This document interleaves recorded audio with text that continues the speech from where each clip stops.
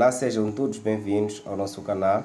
E hoje estamos aqui para fazer a análise gráfica de algumas funções nos exames nacionais. Estamos aqui para resolver um exame da 10ª classe do ano 2012, primeira época e segunda época, somente para ajudar como é que nós devemos resolver algumas questões nos exames. Então, nós vamos pegar aqui o nosso exame da segunda época de 2012. Então, o que eles pedem? A linha A, eles pedem para a gente calcular o domínio e o contradomínio desta função f. E a linha B pedem para calcular as coordenadas do vértice. A linha C pedem para calcular a equação do eixo de simetria. E a linha D pedem para a gente fazer o estudo da variação do sinal da função. Agora, o que nós devemos saber bem nessas coisas de gráfico? Primeiro, nós devemos saber identificar que tipo de função se trata. No nosso caso, nós estamos a ver aqui que é uma função quadrática. Então, sendo uma função quadrática, nós sabemos que o domínio de uma função quadrática é R. Então, nós temos que ter esse tipo de conhecimento que a função quadrática ela tem um domínio R. Então, nós podemos dizer aqui que o domínio desta função, vamos dizer aqui, x pertence a R. Existem aqueles que têm dificuldades em responder desta forma ou têm visto outra forma de responder. Isto aqui é o mesmo que dizer x pertence ao intervalo aberto de menos infinito até mais infinito.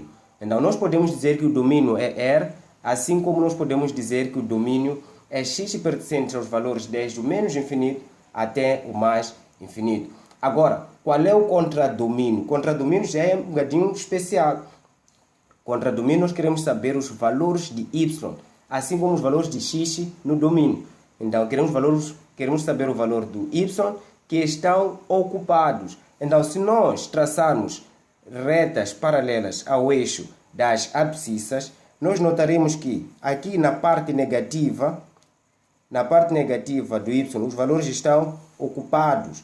E vamos subindo até 4. Mas quando nós chegamos no 4, acima do 4, os valores já não estão ocupados. Ou melhor, o gráfico já não vai até acima de 4. Então, nós podemos concluir que o contradomínio, vamos dizer que x pertence ao intervalo aberto de menos infinito. Menos infinito por quê? Porque o gráfico ele vem de baixo e termina neste ponto. Então, neste ponto, nós vamos dizer que ele é um máximo. Então, neste ponto 4 é onde o gráfico termina. Intervalo aberto ou fechado? O intervalo deve ser fechado, pois o 4 faz parte da função. Se não fizesse parte, nós íamos escrever intervalo aberto. Agora, a linha A, nós já acertamos, já temos lá a certeza, talvez, de 0,5, 0,2, qualquer que seja, desde que ganhamos pontos, desde que consigamos somar, porque no exame o importante é somar, não importa a quantidade de pontos. Agora, para a linha B, eles querem saber o vértice.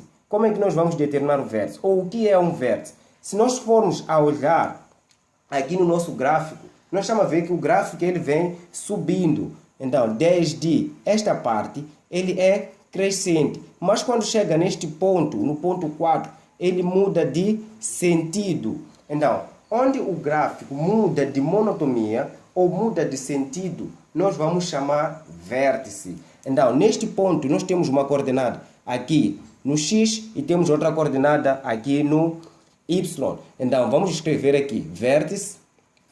Primeiro devemos começar com o x vértice, depois vamos colocar o valor do y vértice. Não podem brincar de falhar. Então, o nosso vértice, vamos escrever aqui só para não sujar. O nosso vértice, o x vértice, se nós formos olhar este ponto aqui, é 2. Então, vamos escrever aqui 2. E o nosso y vértice é o 4. Então, o vértice é o ponto máximo de uma função. Então, não devemos esquecer este tipo de definição ou dizer que é o ponto máximo onde ele muda de sentido ou direção ou monotonia. Qualquer que seja a expressão é válida, desde que saibamos resolver e identificar da melhor forma. Agora, equação de eixo de simetria. Vamos tentar ser um bocadinho rápidos, só para o vídeo não ser muito longo. Então, eixo de simetria. Nós queremos saber qual é o ponto nos valores de x, onde se nós traçarmos uma reta, este gráfico vai ter duas partes iguais. Então, nós vamos olhar nos valores de x. Não podemos falhar e levar um valor de y. Então, existe uma forma que nós podemos usar, que é x igual a x1 mais x2 dividido por 2. Ou podemos dizer que x vai ser igual a x vértice. É escolher. O nosso x vértice deu 2. Então, estamos a dizer que a equação do eixo de simetria é 2. Mas olhando graficamente sem calcular, é este ponto que, ao dividirmos o gráfico, teremos duas partes iguais. Esta parte é igual a esta. Então, este ponto chamamos de equação do eixo de simetria. Agora, vamos ver o estudo da variação do sinal. Queremos saber qual é o comportamento do sinal desta função. Então, vamos escrever aqui. Vamos desenhar uma tabela de modo a ajudar. Aqui vamos colocar valores de x, aqui valores de y. Então, vamos analisar a função desde o menos infinito até o primeiro zero. Aqui é um zero. Então, vamos dizer menos infinito até zero. Intervalo aberto. Quando x é zero, y também é zero. Então, de 0 até o segundo zero, que é 4. Então, iremos escrever aqui 4, intervalo aberto.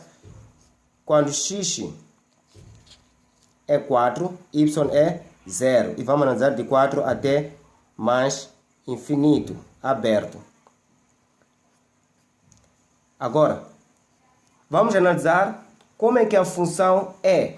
Quando é que a função é negativa? Quando é que a função é positiva? A função é negativa quando está debaixo do eixo das abscissas. Quando a função encontra-se nesta margem aqui, nós vamos dizer que ela é negativa. E quando está sobre ou acima do eixo das abscissas, aqui neste ponto, nesta região, ele está acima. Então quer dizer que ele é positivo. E, se for anotar, ele volta novamente para a região de baixo ou região de baixo do eixo das abscissas. Então, ele é negativo novamente. Então, este aqui devia ser o pensamento sobre o exame da 10ª classe do ano 2012, segunda época. Então, quem não conseguiu fazer, eu acredito que tenha aprendido alguma coisa neste vídeo e da próxima vai fazer melhor. E nós ficamos